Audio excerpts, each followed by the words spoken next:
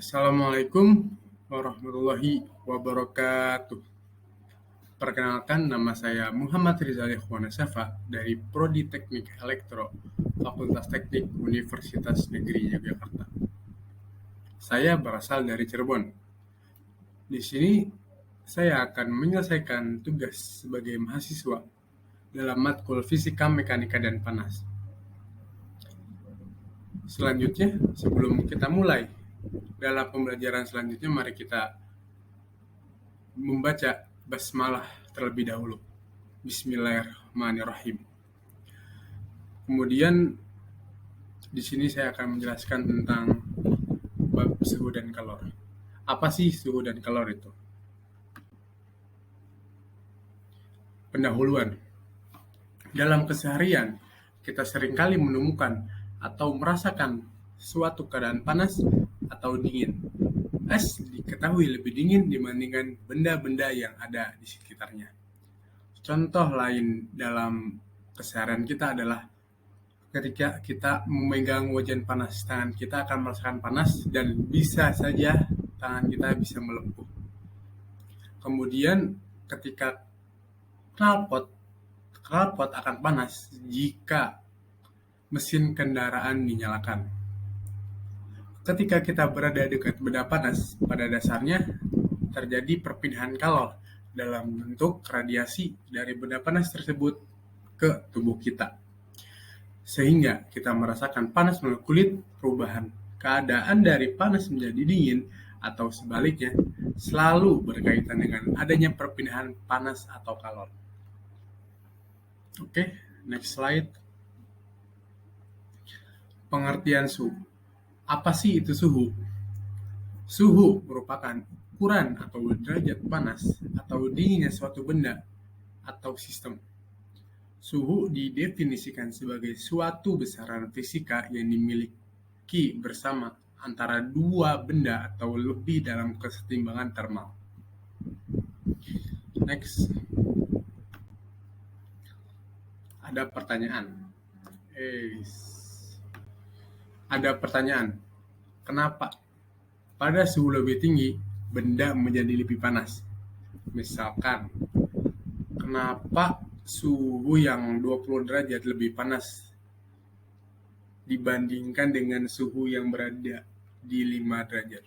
Kenapa 5 derajat lebih panas daripada suhu minus 5 derajat?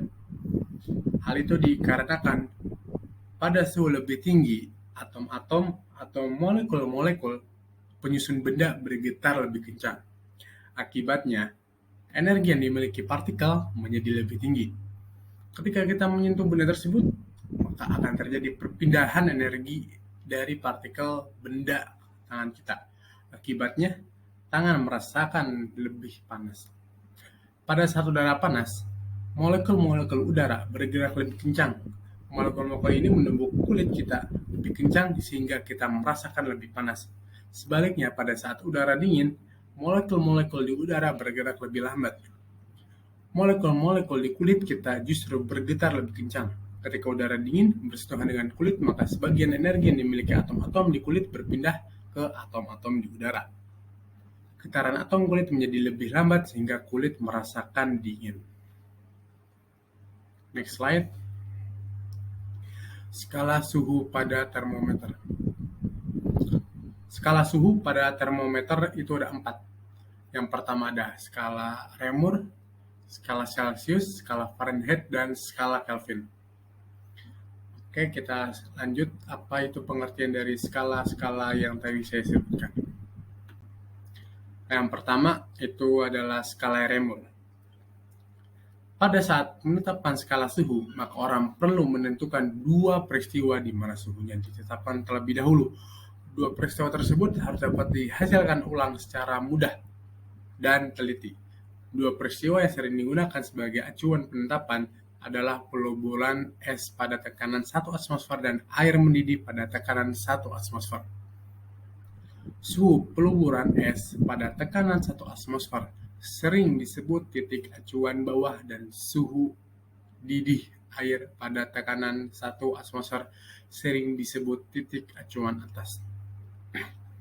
Contoh, Suhu es murni yang sedang melebur pada tekanan atmosfer ditetapkan sebagai suhu 0 derajat. Kemudian suhu air murni yang sedang mendidih pada tekanan 1 atmosfer ditetapkan sebagai suhu 80. Next, skala Celcius. Suhu es murni yang sedang melebur pada tekanan 1 atmosfer ditetapkan sebagai suhu 0 derajat.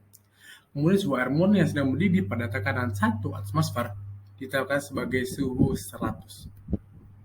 Jadi, ketika kita memanaskan es yang sedang melebur sehingga menjadi air yang sedang mendidih pada tekanan 1 atmosfer, kita menaikkan suhu sebesar 100 derajat skala Celcius atau 100 OC. Next, ada skala Fahrenheit. Penetapan skala suhu Fahrenheit sedikit berbeda dengan penetapan skala Celcius dan Reaumur. Skala suhu Fahrenheit ditetapkan sebagai berikut.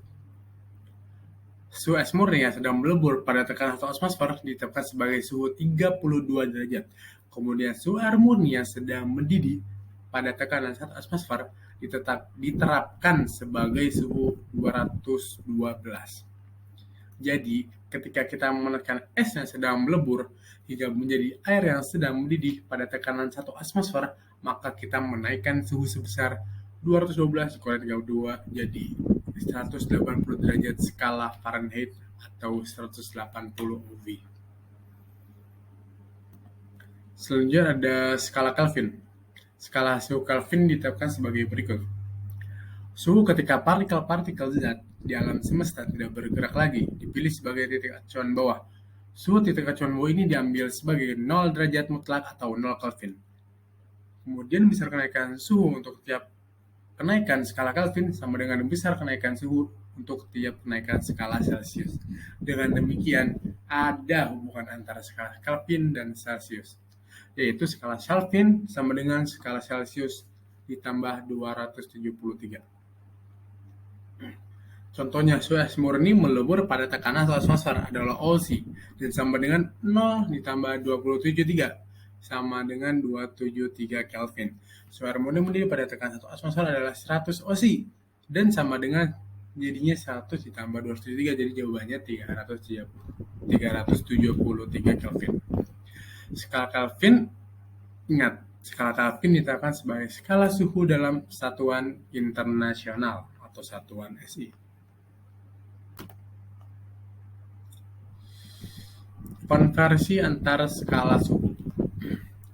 Jadi di sini kita ada rumusnya untuk mengkonverkan antara skala suhu. Misalkan ada soal yang dari skala Celcius berapa menjadi berapa Reaumur. Nah, di sini ada Reaumur, ada rumusnya. Contohnya, jadi kalau Reaumur berapa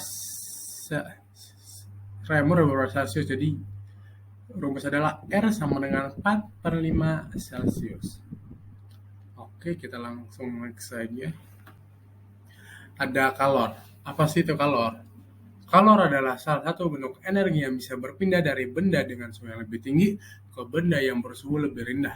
Jika keduanya dipertemukan atau bersentuhan, dua benda yang memiliki suhu yang berbeda ketika dipertemukan, maka akan muncul kalor yang mengalir atau yang berpindah.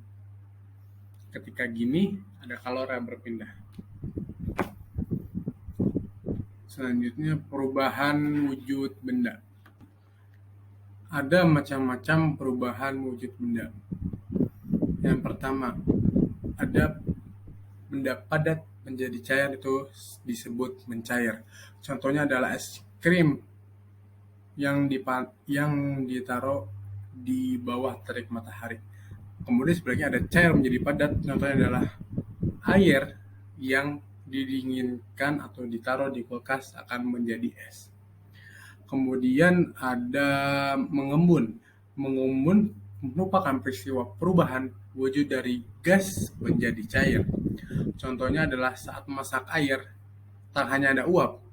Ketika wadah ditutup, terdapat butiran-butiran air di tepi atau di dinding wajah. Butiran air tersebut tersebut disebut air yang mengembun. Kemudian sebaliknya ada dari cair ke gas. Ada namanya itu adalah menguap. Kemudian ada dari gas menjadi padat. Gas menjadi padat ada namanya menyublim. Kemudian ada padat menjadi gas, namanya adalah deposisi.